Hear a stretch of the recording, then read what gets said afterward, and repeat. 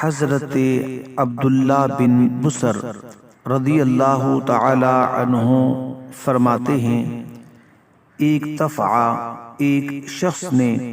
سرکار مدینہ صلی اللہ تعالی علیہ وآلہ وسلم کی بارگاہ میں عرض کی، یا رسول اللہ صلی اللہ تعالی علیہ وآلہ وسلم،